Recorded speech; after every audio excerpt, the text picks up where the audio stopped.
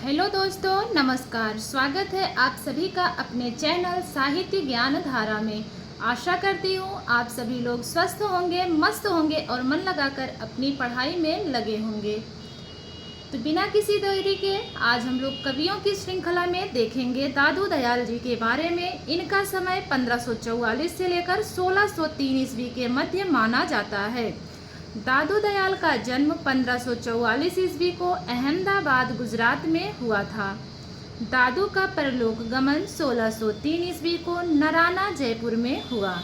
क्षिति मोहन सेन व चंद्रिका प्रसाद त्रिपाठी के अनुसार दादू मुसलमान थे। उनका मूल नाम दाऊद था। दादू एक छोटे से बालक के रूप में अहमदाबाद के निकट साबरमती नदी के तट पर बहते हुए लोधी राम ब्राह्मण व उनकी पत्नी बसीबाई को मिले। संत दादू राजस्थान के प्रमुख संत कवि हैं। दादू की भक्ति साधना सांभर जयपुर से शुरू होती है और यहीं से ही उन्होंने परब्रह्म संप्रदाय की स्थापना की, जो दादू पंथ के नाम से प्रसिद्ध हुआ। आगे देखते हैं।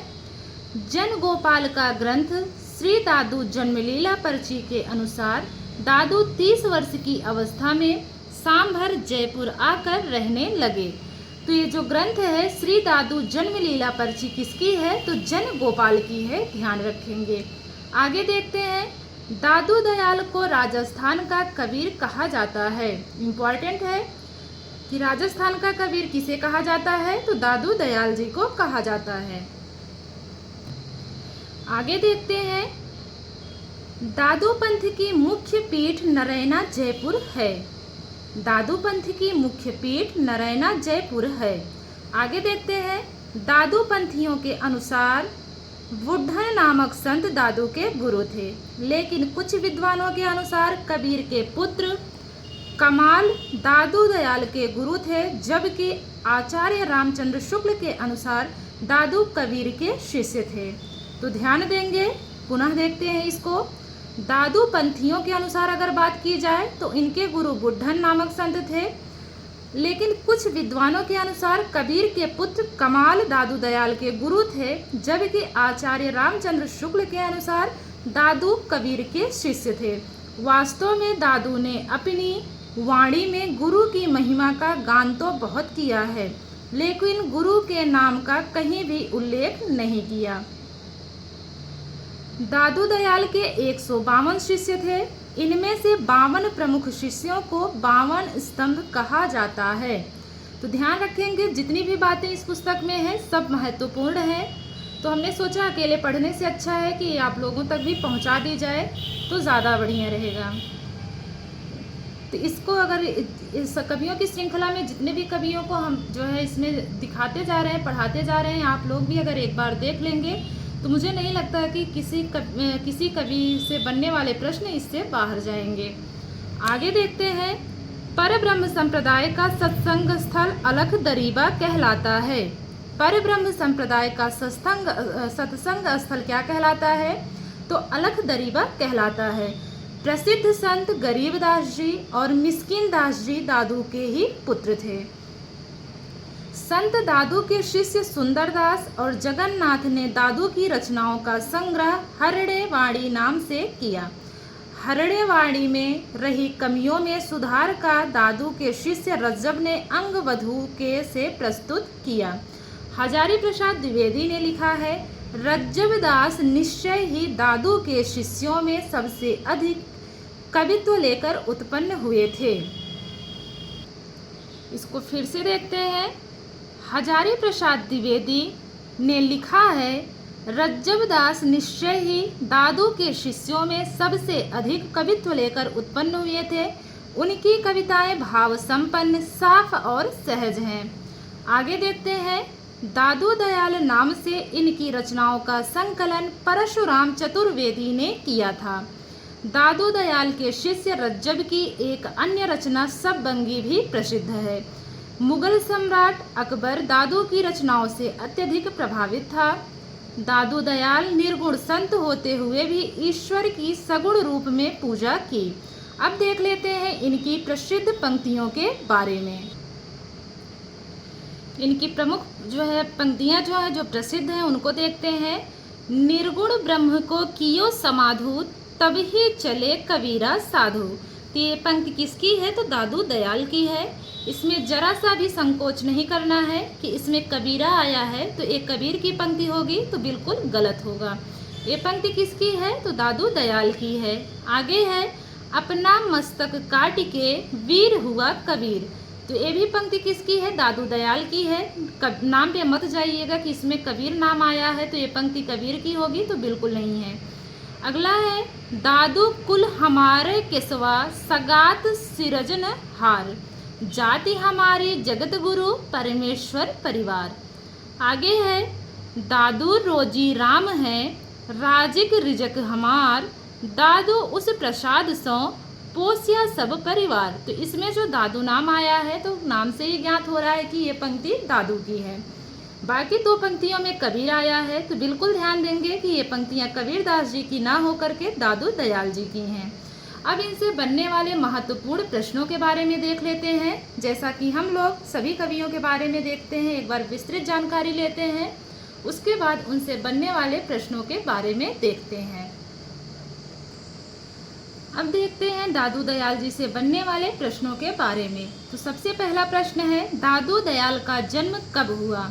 आपके सामने ऑप्शंस हैं 1551 ईस्वी, 1552 ईस्वी, 1544 या फिर 1535 ईस्वी। तो इसमें जो सही जवाब है वो है 1544 ईस्वी। दादू दयाल का जन्म कब हुआ? तो 1544 ईस्वी में हुआ।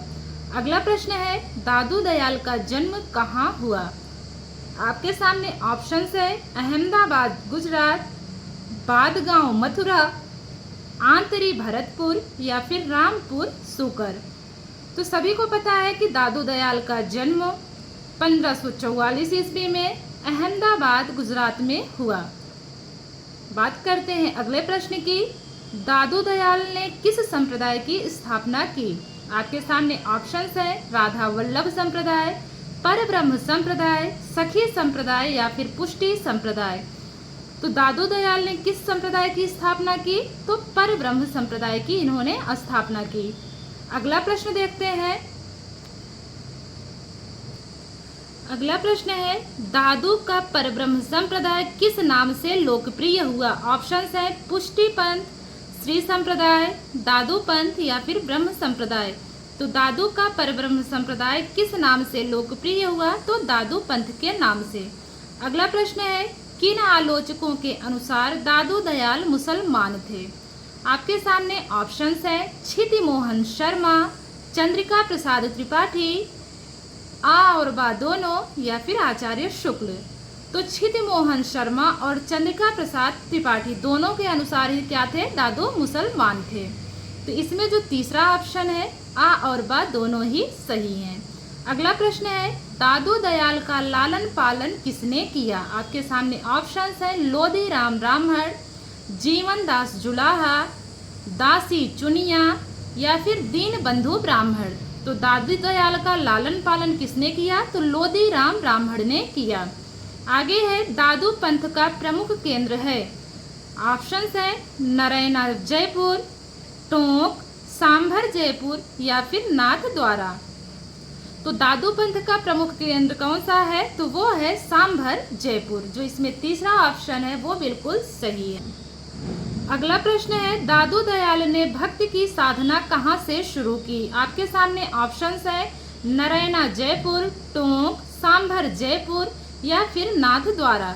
तो दादू दयाल ने भक्ति की साधना कहाँ से शुरू की थी? तो सांभर जयपुर से शुरू की थी। देखते हैं अगला प्रश्न, आचार्य रामचंद्र शुक्ल के अनुसार दादू दयाल के गुरु कौन थे? नाभादास, कमाल, कबीर या फिर बुड्ढन। तो आचार्य शुक्ल के अनुसार दादू दयाल के गुरु कबीर थे। ध्यान रखेंगे क्योंकि शुक्ल जी के बारे में बहुत पूछा जाता है, क्योंकि सर्वमान्य हमेशा कौन माने जाते हैं? तो शुक्ल जी ही माने जाते हैं। अगला प्रश्न है, दादू दयाल के कितने शिष्य थे? 52 शिष्य, 72 शिष्य, 152 शिष्य या फिर 172 शिष्य। तो सभी को पता है दादू दयाल के कितने शिष्य थे, तो उनके शिष्यों की संख्या थी 152। अगला प्रश्न है, किस संप्रदाय का सत्संग स्थल अलख दरीवा कहलाता है? ऑप्शंस हैं राधा वल्लभ संप्रदाय, पर ब्रह्म संप्रदाय, सखी संप्रदाय या फिर पुष्टि संप्रदाय। तो इसमें जो सही उत्तर है पर ब्रह्म संप्रदाय सही है। बढ़ते हैं अगले प्रश्न की तरफ। दादू की रचनाओं का संग्रह हरिणेवाणी नाम से किसने संकलित किया? आपके सामने ऑप्शंस हैं दादू के पुत्र गरीबदास ने, दादू के पुत्र मिस्किन दास ने, दादू के शिष्य सुंदर दास और जगन्नाथ ने, या फिर दादू के शिष्य रज्जब दास ने। तो इसमें जो सही जवाब है वो है दादू के शिष्य सुंदर दास और जगन्नाथ ने, दोनों ने ही किया था। अगला प्रश्न है, दादू दयाल की रचनाओं का संग्रह अंगवधू नाम से किसने संकलित किया? ऑप्शंस हैं दादू के पुत्र गरीबदास ने, दादू के पुत्र मिस्किन दास ने, दादू के शिष्य सुंदर दास और जगन्नाथ दास ने, या फिर दादू के शिष्य रज्जब दास ने। इसमें कौन सा सही है? तो वो है, इसमें जो सही है दादू के शिष्य सुंदर दास और जगन्नाथ दास ने। अगला प्रश्न है दादू पंथियों के अनुसार दादू दयाल के गुरु कौन थे? नाभादास, कमाल, कबीर या फिर बुड्ढन। तो इसमें जो सही है वो है बुड्ढन।